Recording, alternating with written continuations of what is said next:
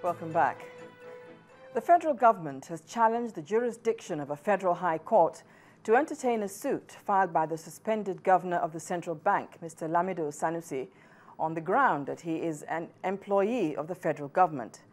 At the resumed hearing of the suit in Abuja, the federal government, in its preliminary objection, argues that the proper place to determine the suit is the National Industrial Court, which is statutorily empowered by law to resolve labor disputes. Lawyers representing the Attorney General of the Federation and the Inspector General of Police are also objecting to the hearing of the suit by the Federal High Court on the ground that the suit is highly contentious and adversarial, having arisen from an employer-employee dispute. The lawyer to the suspended governor is, however, asking the court to assume jurisdiction and determine the suit on its merit, on the ground that the suit is not about a labor dispute, as the plaintiff is not an employee of the federal government, notwithstanding the fact that the plaintiff was appointed by the federal government.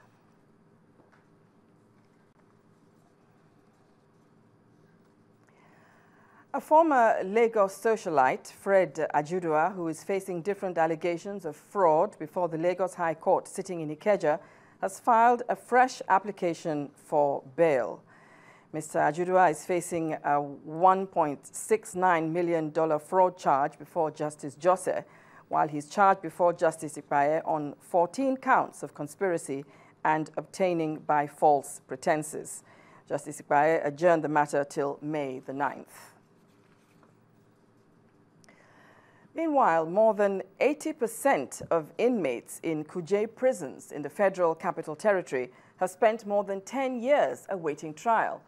The FCT Controller of Prisons, Mr. Yusuf Kasali, made this revelation at the flag-off of a nationwide prisons audit by the National Human Rights Commission. The Executive Secretary of the Commission, Professor Bem Angwe, assured the inmates that their cases will be reviewed as soon as possible.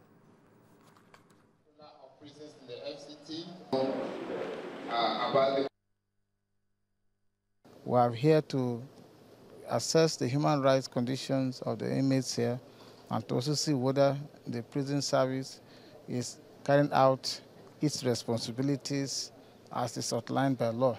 I must say that we are very, very impressed with what is happening here. The Kuje prison is taking good care of the inmates here. They are also respecting their human rights, and we would also ensure that other institutions that have a responsibility to ensure the speedy trial of the inmates that are here also do their work.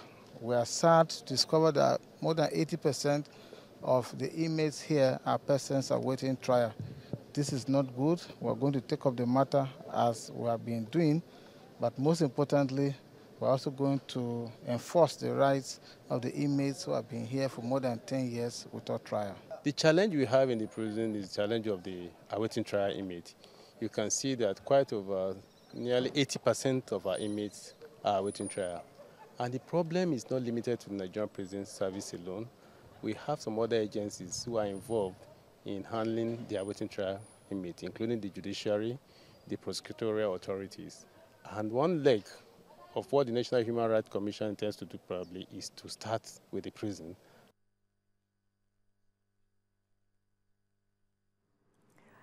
Well, the noose is about to get tighter for anyone who steals or misappropriates pension funds, as the Senate has prescribed a minimum of 10 years jail for anyone who commits this offense.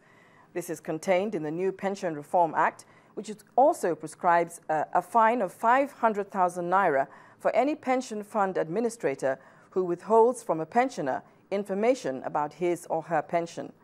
Briefing journalists after plenary, the chairman, Senate Committee on Establishment and Public Service, Senator Aloysius Etuk, also explained that all pension offices would be brought under one management.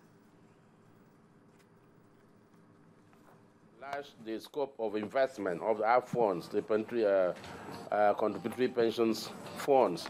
We've also made sure that more teeth are being given to the administration for those who would violate, run foul of the principles as contained in these acts will be severely punished to make sure we take care of, the elder statesmen and women's money, because nobody should joke with pension funds. And remember, we discovered and agreed as we're going along during the pension probe that pension fund is blood money, and anybody who takes it must be punished here on earth and in heaven.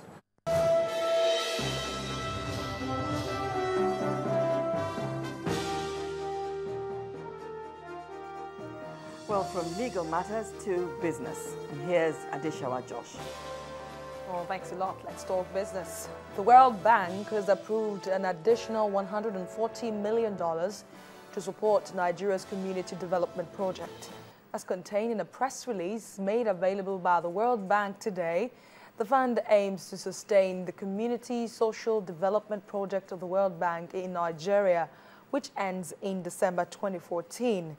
World Bank's country director for Nigeria, Marie-Francois Marinelli, says the new phase of the project will focus mainly on the most vulnerable people, in line with the World Bank's mission to end extreme poverty and boost shared prosperity. 26 states of the Federation are to benefit from the project, which will end in December 2017.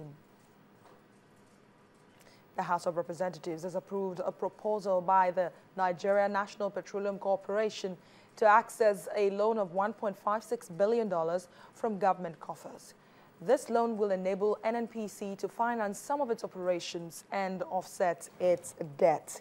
A joint committee of the House, headed by Chairman of the Petroleum Upstream Committee, Ajibola Muriana, presented a report detailing the proposed borrowing to plenary on Tuesday.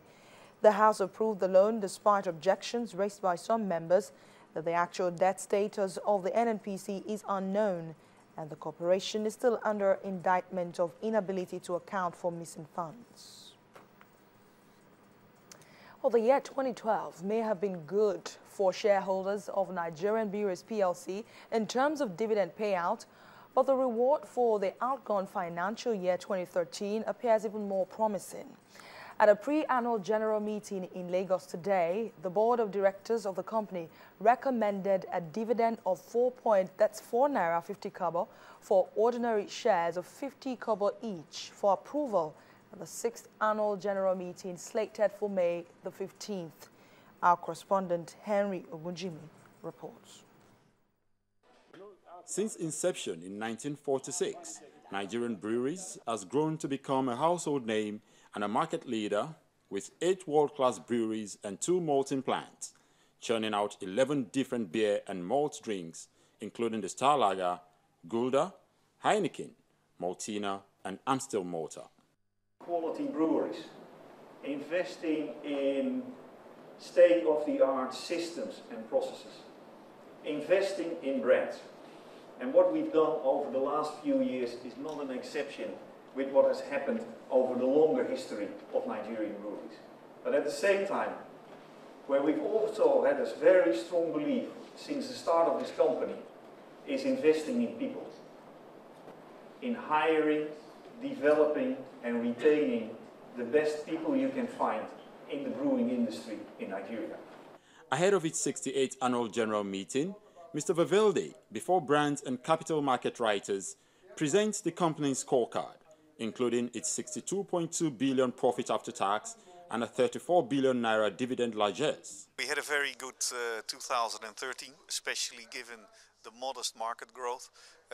We increased turnover with 6%, operating profit with 7%, and net profit with 13%. We had a very good net cash flow from operations, which allows us also to repay debts and to propose to the shareholders an increase of dividend from 50% to 4.5 naira per share. Apart from its increase in brands and innovation, Nigerian Breweries PLC also prides itself in its CSR activities in water, education, agriculture sustainability, local sourcing of materials, health, social welfare, youth empowerment, and responsible consumption campaigns. Henry Ogunjimi, Channels Television News.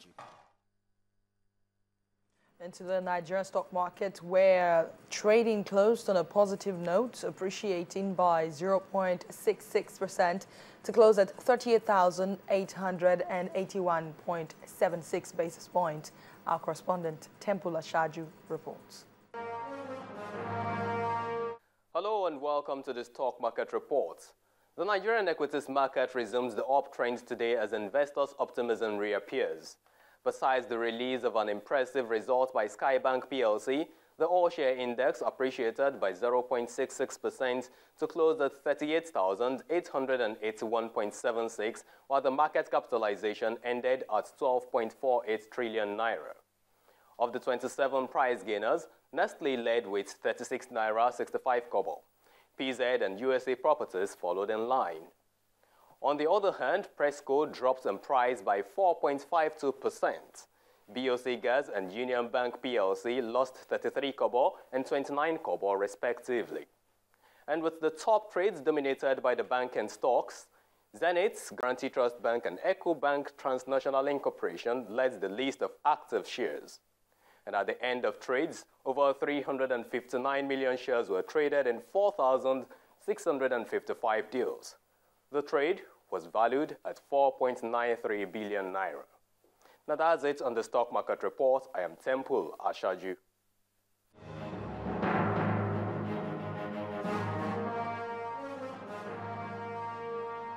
Thanks a lot, Temple. Now, that's business news this hour, but we will leave you with closing figures from major markets around the world. The news at 10 continues after that.